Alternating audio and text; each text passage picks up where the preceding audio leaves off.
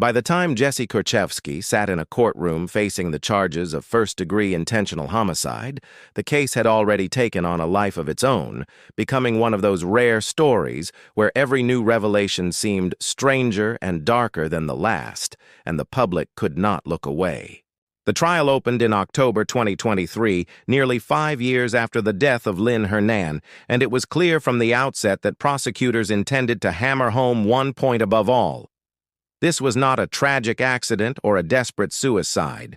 It was cold-blooded murder carried out by a woman who viewed her victim's bank accounts as her own personal lifeline. The prosecution wasted no time in outlining the mountain of evidence presenting financial records that showed more than $290,000 siphoned away from Hernan, checks forged with Hernan's name, and testimony from friends who recalled how Hernan had spoken of Jesse with both gratitude and subtle hints of unease, like someone who wanted to believe the best in a person but had begun to notice cracks in the mask. And then there was the science, the undeniable toxicology that made this case so unusual. Experts explaining to the jury how tetrahydrozoline, a drug that almost no layperson would think of as deadly, became a murder weapon in the wrong hands. Forensic toxicologists detailed how the concentrations found in Hernan's system were hundreds of times higher than what could be explained by accidental ingestion, obliterating the defense's claim that Hernan may have taken it herself. Yet, the defense pressed forward, trying to paint Hernan as lonely, depressed, and struggling, leaning on the bottle of Vicine found near her body as a symbol of intent. They called witnesses who suggested Hernan had spoken about her health declining and her fear of being a burden, but prosecutors swiftly dismantled these arguments by bringing in close friends who testified that Hernan was generous, kind, and optimistic, a woman who gave to charities, stayed connected with loved ones, and had never once given the slightest indication that she was contemplating ending her life. What made the courtroom drama so gripping was not just the evidence, but the way both sides fought over perception.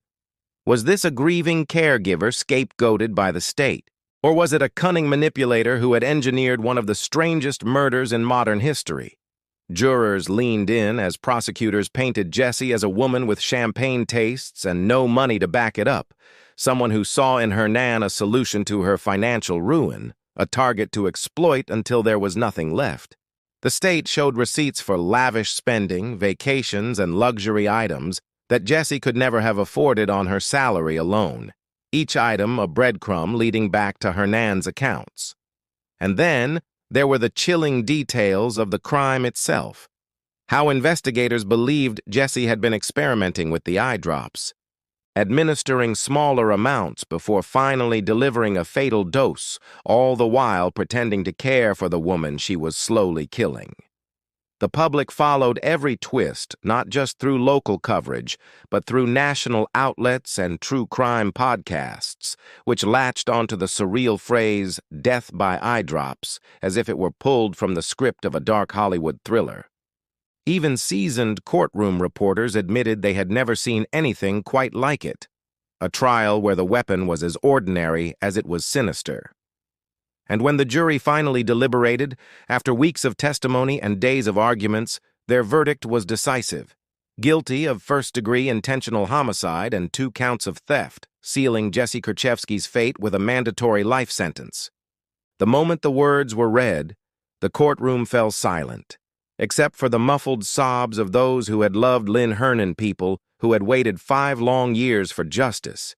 People who had endured the indignity of seeing her death painted as a suicide when they knew in their bones she had been taken from them by someone she trusted. For them, the verdict was vindication. But it was also a brutal reminder of the fragility of trust, of how a seemingly loyal caregiver could become the ultimate predator. Outside the courtroom, the story continued to ripple across the media, with headlines playing up the strangeness of the weapon and legal analysts pointing out how rare it was for a poison case like this to actually reach conviction, given how difficult it often is to prove intent and method beyond a reasonable doubt. But in this case, the combination of toxicology, financial motive, and behavior created a puzzle that snapped together too perfectly to ignore. What lingered most and what gave the story its staying power was the sheer ordinariness of the tool. A few drops from a plastic bottle that millions of people keep in their homes, transformed into a silent executioner.